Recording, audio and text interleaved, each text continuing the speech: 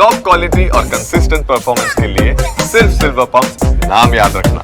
ત્યારે આપને જણાવી દઈએ કે ડિમોલિશનની કામગીરી સામે સ્થાનિક લોકોએ સવાલો ઊભા કર્યા છે। હાઈકોર્ટમાં જાહેર રજા હોવાથી તત્કાલ સુનાવણીની માંગ પણ કરવામાં આવી છે। તો આપને ડ્રોન વિઝ્યુઅલ બતાવી રહ્યા છે। 10 થી વધુ ડ્રોનથી આ સમગ્ર જે બુલડોઝરની કામગીરી ચાલી રહી છે તેના ઉપર નજર રાખવામાં આવી રહી છે। અને અત્યાર સુધી જે કુખ્યાત આરોપી છે લલ્લા બિહારી કરીને તેના જે ગેરકાયદેસર બાંધકામો તેને ઊભા કર્યા હતા કે પછી તેનું ફાર્મ હાઉસ હતું, એ તમામ જે જગ્યા છે તેના ઉપર હાલ બુલડોઝર ફરી વળ્યું છે। બુલડોઝરની કામગીરી ચાલી રહી છે, પરંતુ ચંડોળા તળાવ વિસ્તારમાંથી સૌથી વધુ ગેરકાયદે બાંગ્લાદેશી ઝડપાયા હતા, જેની તપાસ કરવામાં આવી હતી। ને હવે જે બાંધકામો છે તેના ઉપર બુલડોઝરની કાર્યવાહી થતા સ્થાનિકોએ હાઈકોર્ટના દ્વાર ખખડાવ્યા છે।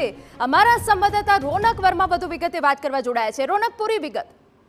હિના, જે પ્રકારે આપ માહિતી આપી રહ્યા છો અને ખાસ કરીને જે બુલડોઝરની કાર્યવાહી અત્યારે ચાલી રહી છે તેમાં મધરાતથી જ જે પ્રકારે ઘટનાક્રમ સર્જાયો છે અને 18 થી વધુ જે અરજદારો છે તેઓ દાવો કરી રહ્યા છે કે તેઓ 60 વર્ષથી વધુ સમયગાળાથી અહીંયા વસવાટ કરે છે, તેમના પરિવારો અહીંયા વસવાટ કરે છે। આ ઉપરાંત જે પ્રકારે તેમને બાંગ્લાદેશી કહીને અત્યારે પાછળ કેટલાય દિવસથી પોલીસ તરફથી જે કાર્યવાહી છે તે કરવામાં આવી રહી છે, તેમને પરેશાન કરવામાં આવી રહ્યા છે।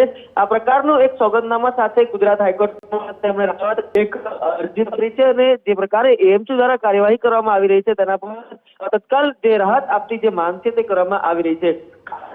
મધરાતે આજે પરશુરામ જયંતિ છે એટલે કે જાહેર રજાનો દિવસ છે। ગુજરાત હાઈકોર્ટનું કામગીરી આજે નથી થવા જઈ રહી, પરંતુ જે પ્રકારે તત્કાલ સુનાવણીની માંગ કરી છે એટલે કે આગામી થોડા કલાકોની અંદર કોર્ટ છે તે અરજી સાંભળવાની મંજૂરી આપે તેવી શક્યતાઓ હાલના તબક્કે જોવા મળી રહી છે। પરંતુ જે પ્રકારે તેમના દ્વારા દાવો કરવામાં આવ્યો છે કે તેઓ તેઓના પરિવાર સાથે 60 વર્ષ કરતા વધુ સમયથી તેઓ રહે છે, યોગ્ય જે નોટિસ આપવી જોઈએ તે નોટિસ સાથેની કામગીરી નથી કરવામાં આવી રહી। ઉપરાંત તેઓને બાંગ્લાદેશી ન હોવા છતાં પણ બાંગ્લાદેશી કહીને હેરાન કરવામાં આવતા હોવાનો દાવો કર્યો છે। પરંતુ બીજી તરફ જે તંત્ર છે તેઓ સતત કહી રહ્યા છે કે આ ગેરકાયદે ઘૂસણખોરો છે, અત્યાર સુધી જે પ્રકારે ઇલીગલ એક્ટિવિટીઝ સાથે સંકળાયેલા લોકો છે, તમામ બાબતોને લઈને જે તૈયારીઓ છે તે પૂર્ણ કરાવી દેવામાં આવી છે। એક કહેવાય છે કે સરકાર તરફથી શું જવાબ છે તે રજૂ કરવામાં આવે છે, પરંતુ સ્વાભાવિક રીતે ગુજરાતનું અત્યાર સુધી સૌથી મોટું ડિમોલિશન કહી શકાય, મિની બાંગ્લાદેશ તરીકે ઓળખીતો એક વિસ્તાર કે જેનીમાં અત્યારે એએમસી, પોલીસ તંત્ર સહિતની જે તમામ એજન્સીઝ છે તે અત્યારે કામગીરી કરી રહી છે,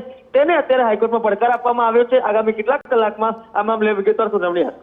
બિલકુલ રોનક, ખૂબ અગત્યની જાણકારી આપ આપી, આભાર। તો અમારા સંવાદદાતાએ જે જાણકારી આપી છે કે જ્યાં 60 વર્ષથી વધુ સમયથી જે સ્થાનિકો રહ્યા છે એ સ્થાનિકોએ હવે હાઈકોર્ટના દ્વાર ખખડાવ્યા છે। તેમનું કહેવું છે કે અમને બાંગ્લાદેશી દર્શાવવામાં આવી રહ્યા છે, પરંતુ એક તરફ તંત્ર જે કાર્યવાહી કરી રહી છે એ ઉપર તંત્રનું કહેવું એવું છે કે એ ગેરકાયદે ઘૂસણખોરો છે જેમના ઉપર તવાઈ ચાલી રહી છે। હાલ તો હાઈકોર્ટના દ્વાર ખખડાવ્યા છે, પરંતુ આપને જણાવી દે બાંગ્લાદેશીઓના વસવાટ કરાવનારા સામે પણ હવે ફરિયાદ દાખલ કરવાની તજવીજ હાથ ધરાઈ છે।